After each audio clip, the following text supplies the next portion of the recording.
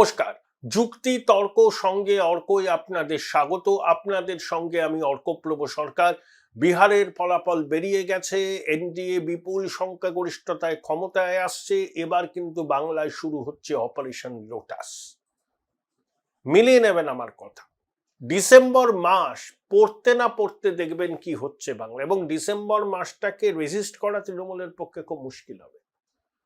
সাঁড়াশি আক্রমণ হবে সব দিক থেকে, অবশ্যই রাজনৈতিকভাবে। একদিকে তুঙ্গে প্রচার যাবে, উঠবে, এসআইআর এর অনেকটা হয়ে যাবে, রাঘব বোয়ালদের দরজায় কড়া নাড়া হবে। দু একজন রাঘব বোয়ালকে হয়তো হয়তো ওই পার্থকেষ্টর জায়গায় ফিরে যেতে হবে। শাসকের কোনো ন্যারেটিভ খাচ্ছে না, হিন্দুরা একজোট হচ্ছে। এবং দিল্লি বিস্ফোরণ কাণ্ডেও তো বাংলায় এনআইএ এসছিল, কাগজে রিপোর্ট বেরোচ্ছে বাংলাদেশ থেকে পশ্চিমবঙ্গ এবং উত্তর পূর্বের সীমান্তকে ব্যবহার করে আল কায়দার স্লিপার সেলের সদস্যদের ঢোকানো হচ্ছে।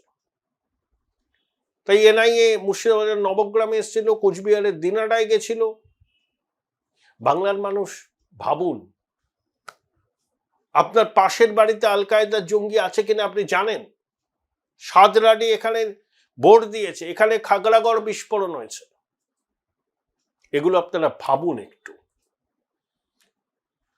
রাষ্ট্রবাদী যারা, তাদের তো কোনো সমস্যা নেই, অনুপ্রবেশ করবে। তারা বাংলায় কথা বলে বলে তাদেরকে এসো আমার ঘরে এসো বলতে হবে, রেড কার্পেট বেছাতে হবে। তারা অনুপ্রবেশকারী, তারা পরিচয়পত্র নিচ্ছে, নিয়ে জনসমুদ্রে মিশে যাচ্ছে, আল কায়দা স্লিপার সেল তৈরি করছে, আল কায়দার জঙ্গিদের নেটওয়ার্ক তৈরি করছে, আল কায়দা ইন্ডিয়ান সাবকন্টিনেন্ট। পশ্চিম বাংলার অবস্থা কি সেটা পশ্চিমবঙ্গের মানুষকে বুঝতে হবে। সীমান্তবর্তী জেলাগুলোতে যান, কিরকম জনবিন্যাসের পরিবর্তন হয়েছে, অস্বাভাবিক। জহর সরকার, প্রাক্তন আমলা, প্রাক্তন সিইও নির্বাচন কমিশনের 98-99, যে এবার তৃণমূল প্রথম লোকসভায় লড়ল বিজেপির সঙ্গে সমঝোতা করে, তিনি বলেছেন যে ভোটারদের বৃদ্ধির আর অস্বাভাবিক।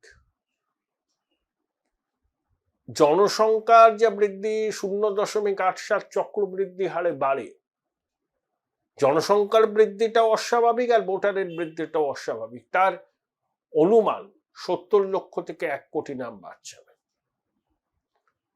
সম্প্রতি আধার কর্তৃপক্ষ নির্বাচন কমিশনকে জানিয়েছে 34 লক্ষ আধার কার্ড যাদের আছে তারা মৃত, সেগুলোকে নিষ্ক্রিয় করা যাচ্ছে। এবং নির্বাচন কমিশনকে সিইওদের দেশের মুখ্য নির্বাচন কমিশনার বলেছেন যে যাচাই করতে হবে, আধার কর্তৃপক্ষের সঙ্গে নিবিড় সমন্বয় রাখতে হবে। বিএলওদেরকে পরিষ্কার বলা হয়েছে, মৃত ভোটার, অবৈধ ভোটারের নাম যেন তালিকায় না থাকে, সতর্ক হবেন। ইআরওদের উপরও নজরদারি করতে হবে, কারণ বহু অনুপ্রাণিত এবং গৃহপালিত লোকজন আছে। এবং আইপ্যাকের মদতে শাসক কিন্তু সর্বতভাবে চেষ্টা করবে যে অবৈধদের নাম যাতে তালিকায় থাকে। তৃণমূল কি বলছে বলুন তো, যে একজন বৈধ ভোটারের নাম যেন তালিকা থেকে না বাদ যায়। আমরাও তো বলছি একজন বৈধ ভারতীয় ভোটারের নাম যেন তালিকা থেকে বাদ না যায়। কিন্তু একই সঙ্গে এটাও তো বলতে হবে একজন মৃত ভোটারের নাম যেন তালিকায় না থাকে, 5 জায়গায় নাম তোলা ভোটারের নাম যেন না থাকে, বাংলাদেশ থেকে অনুপ্রবেশ করেছে তারপর এখানে পরিচয়পত্র তৈরি করে ভোটারে তালিকায় নাম তুলেছে, তাদের নামটাকেও বাদ দিতে হবে। এগুলো বলুন, তাহলে তো বুঝবো যে না আপনাদের ইন্টেনশনটা খুব ভালো, সমর্থন করব। প্রকৃত ভারতীয় হলে তার যদি ভোটদানের বয়স হয়, তাহলে একটা নামও যেন তালিকা থেকে বাদ না যায়। তিনি হিন্দু হন, মুসলমান হন, খ্রিস্টান হন, জৈন হন, বৌদ্ধ, ওসব দেখার দরকার নেই। ধর্ম এখানে বিবেচ্য নয়। আমাদের কনসার্ন হচ্ছে অনুপ্রবেশকারী বাংলাদেশি মুসলিমরা। আর বাংলাদেশ থেকে যারা ধর্মীয় কারণে অত্যাচারিত এসেছিলেন তারা অনুপ্রবেশকারী নয়, তারা শরণার্থী। তারা নাগরিকত্ব পাবেন। বাংলাদেশ, পাকিস্তান, আফগানিস্তানের রাষ্ট্রধর্ম ইসলাম, তাহলে ধর্মীয় কারণে সেখানে কোনো মুসলমান নিপীড়নের শিকার হতে পারেন না।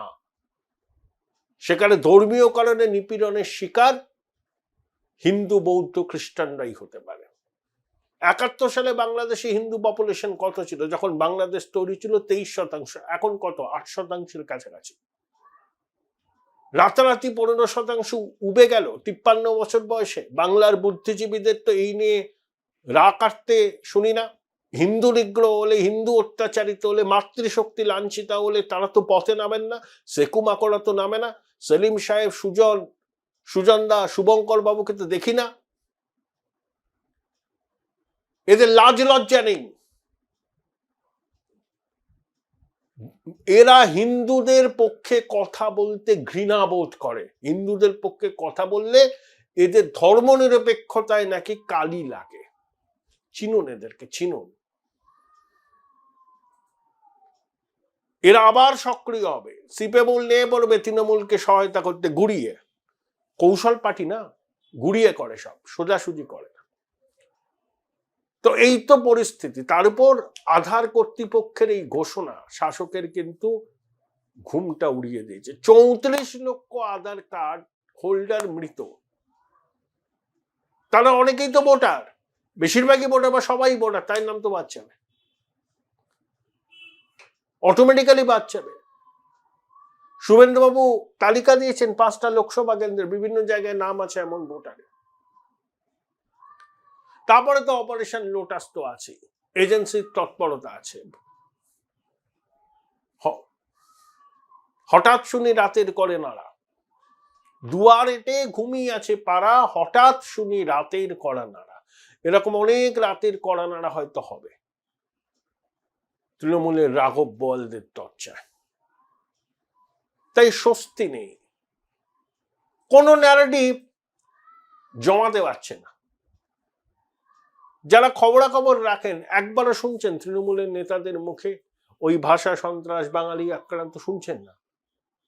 অনেক চেষ্টা করেছিলেন, দেখলেন যে মানুষ সাড়া দিচ্ছে না, কারণ মানুষ জানে তো কোথাও ভাষা সন্ত্রাস হচ্ছে না। বাঙালিরা সারা ভারতবর্ষে ছড়িয়ে আছে, সসম্মানে আছে, তাদের রেসপেক্ট আছে।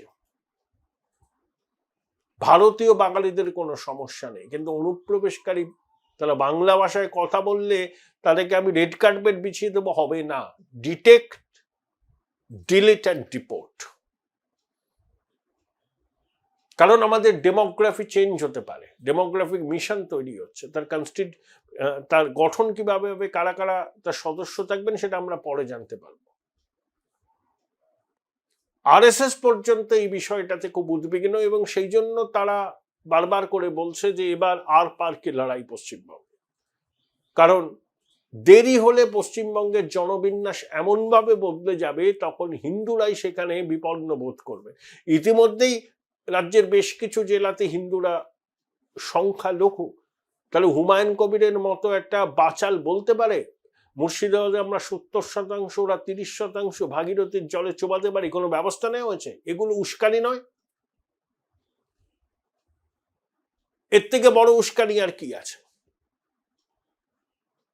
তাই সনাতনীদের জাগতে হবে, ধর্ম রক্ষা করতে হবে, প্রকৃত ধর্ম নিরপেক্ষ হন, নিজ ধর্মে প্রীতি, সনাতন ধর্মে স্থিতি, পরধর্মে সম্প্রীতি।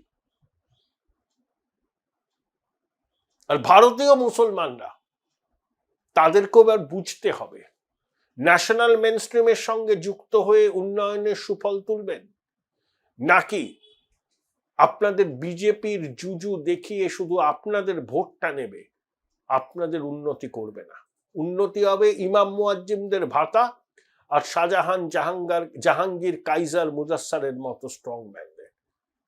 আচ্ছা, আমার মুসলমান ভাই বোনরা বলুন তো, মুসলমান মাতৃশক্তি বলুন তো, আপনাদের মধ্যে যারা শিক্ষিত অংশ, এনলাইটেন, আলোকপ্রাপ্ত অংশ, তারা এই সরকারকে কি সমর্থন করেন?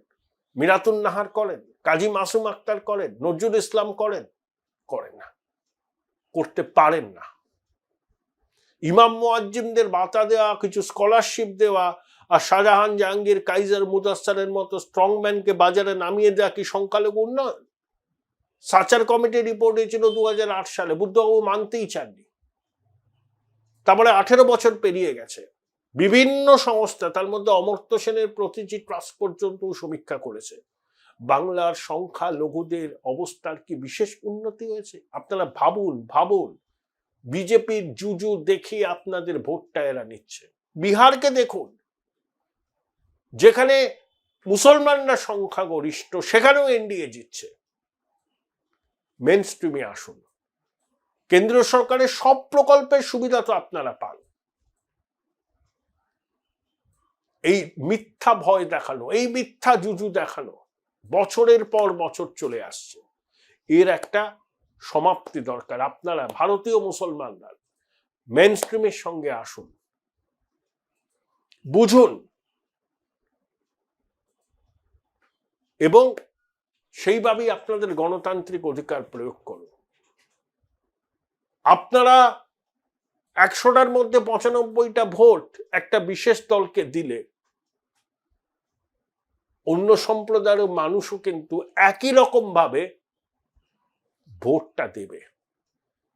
এই মেরুকরণ, এটা বাস্তব। আমি মেরুকরণকে সমর্থন করি না,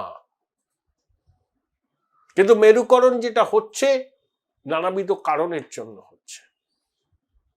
ধরেই নেওয়া হচ্ছে মুসলমান ভাইরা তৃণমূলকে 100-র মধ্যে 95টা ভোট দেবে,